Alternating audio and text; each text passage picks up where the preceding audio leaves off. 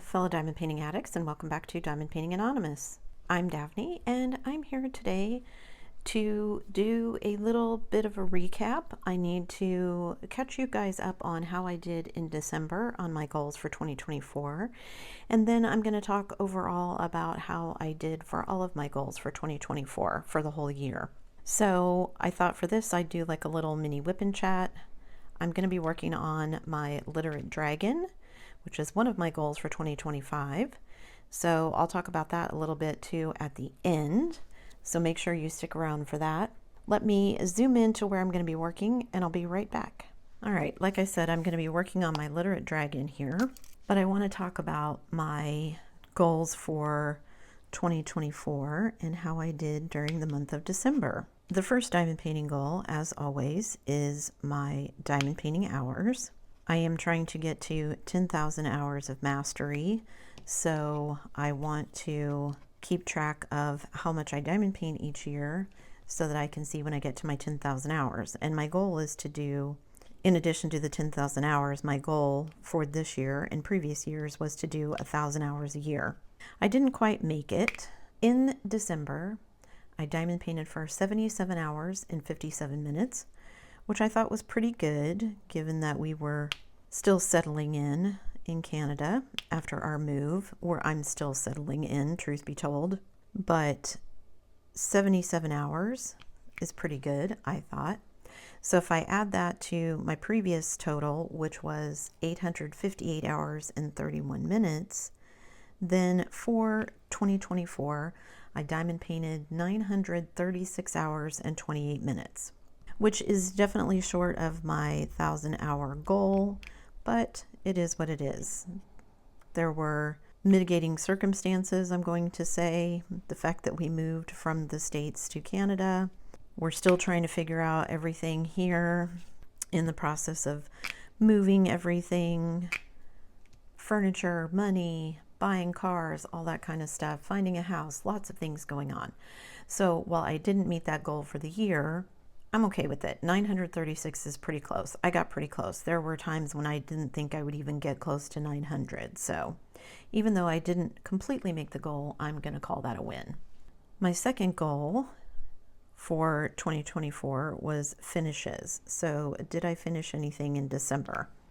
I did. I finished 3 things in December.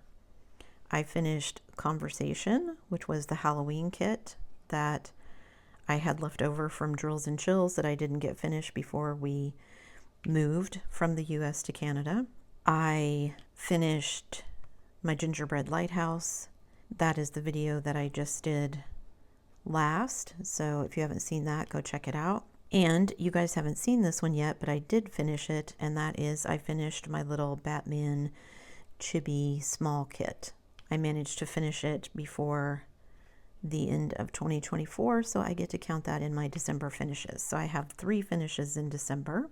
So if I add that to my previous total for 2024, which was 32, that means I finished 35 things in 2024, which is awesome because that was my goal, was to finish 35 things.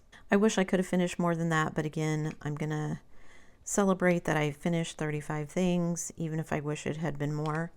I did do a lot of big projects this year, which was the reason that I lowered it. In previous years, my goals had been more like in the 50-ish range, but I knew I wasn't going to have as much time to diamond paint this year.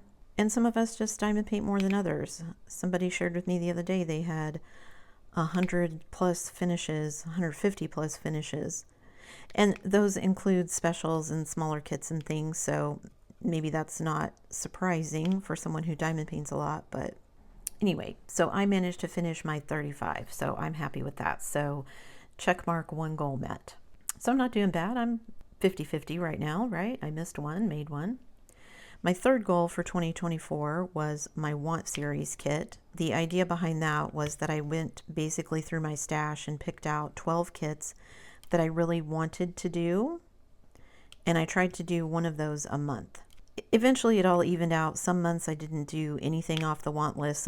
Some months I did more than one thing off the want list. I finished 1 kit off of that want list in December, and that was my Gingerbread Lighthouse. So that gave me my next to last finish, and it finished off my want series list because previous to December I had finished 11. So if I add that one, that means I finished 12. Now I did change the list as the year went through.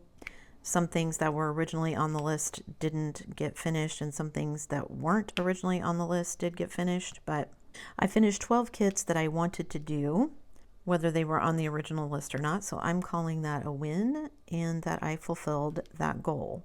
I finished 12 kits in 2024 for my want series. So another check mark for me, another goal completed. So now I'm at 2 out of 3, which is pretty good, I think. Then my next goal, another one that I do every year, is my budget. And this is, just to clarify for people, in US dollars. I haven't really purchased anything. I did purchase a couple of things, but I converted everything using the exchange rate so that everything is in US dollars. It'll be interesting going ahead. Now that we're switching over, I don't have to do the conversions because everything will be in Canadian for 2025. At least I assume it will all be in Canadian. We'll see. So I actually spent quite a bit in December because I ended up buying several kits. I bought 5 kits in December, all from Diamond Art Club, and I spent $229.15 buying those kits. A little bit more than I would have spent if I was buying them in the States because I had them shipped to me here in Canada, which meant I had to pay the Canadian price, which includes taxes, import fees, shipping, all that stuff. Actually, I think my shipping was free. I ordered enough with both orders that my shipping was free, but having it sent to Canada meant that you had to pay for import fees and such, which makes the kits themselves cost more. However, like I said, I converted everything. So $229.15 I spent in December on 5 kits, which means of my $2,400 budget USD that I started the year with, I have remaining $637.28. I originally had earmarked about $600 for Black Friday, Cyber Monday.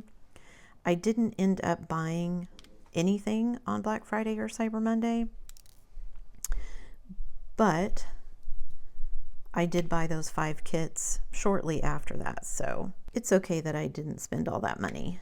That just means I had some self-control and I didn't spend every single thing in my budget. I also didn't spend as much money on tools, trays, pins, tips, that kind of thing as I might have otherwise. So we'll see what happens next year. Next year my budget is less. It's only $1,800, and that's $1,800 Canadian. So that means it will go even less far given the conversion rate, but I'm not planning on buying a lot of kits next year, nor am I planning on buying a ton of accessories and things.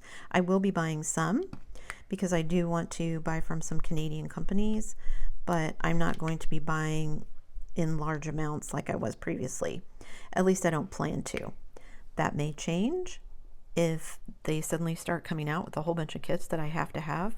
So I'm going to call my budget kind of a hit and a miss because my original intention at the beginning of the year was to spend the whole thing, and I didn't do that, so it's kind of a miss in that respect. However, because my priorities kind of shifted during the year, I feel like it's a win that I had money left. So yeah, that one's a bit of a So I'm just going to call it 2 out of 3, even though maybe technically I could say 3 out of 4 I finished. The next goal that I wanted to meet was my 5 oldest kits. So my goal was to do the 5 oldest kits in my stash. They were Bubble Fairies, Universe in a Jar, Belly Dancer, Jasper C, and my Josephine Wall from Diamond Painting Deutschland. When I ordered kits from Diamond Painting Deutschland, I ordered 2 Josephine Walls. I had my Diana, which I did almost immediately when I got it.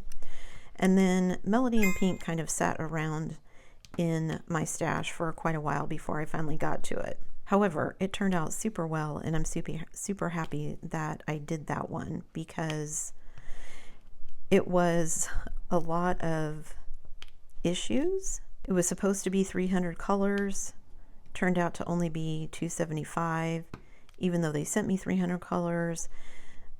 They were double-sided adhesive, and the tape, whether it was just because it was double-sided adhesive or because it had sat around for so long, had issues that I had to address. But I think it turned out super well, and I'm super happy with it. I was happy to do Universe in a Jar and Bubble Fairies. Those were both Spanglers as well. One of my goals for 2025 is to complete the rest of the Spanglers that I have in my stash, which are this one. So this is going to be the first one towards that goal. I have one called Afternoon Tea.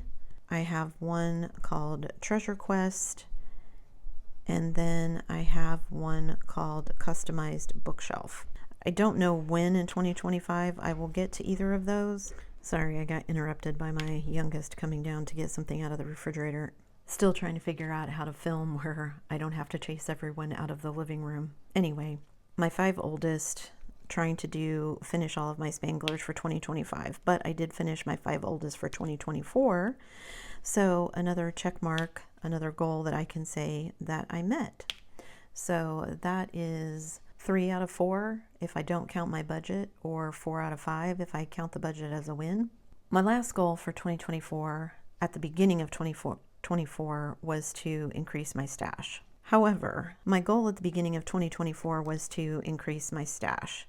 I knew that we were going to be moving at some point to Canada, and I had so many people telling me that kits were going to cost more, which they do, they weren't wrong, and to kind of stock up and bring them with me while they were inexpensive, or at least less expensive. I shouldn't say they were inexpensive, they're not inexpensive. Anyway, as I started packing everything up, I suddenly realized I already have too many. And I actually saw Lizette of Lizette Crafts and Tells talking about no stash shaming. I completely agree. I'm not trying to tell anybody that they have to reduce their stash.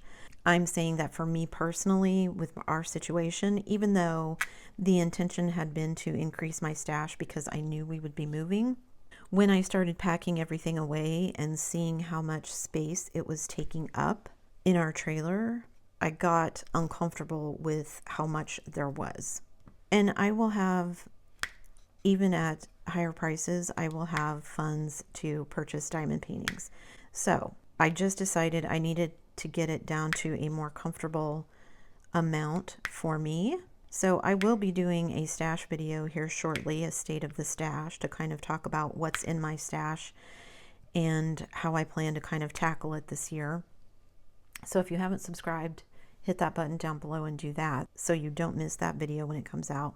But just for my own sanity, I have too many, and especially since we're going to be moving again here shortly.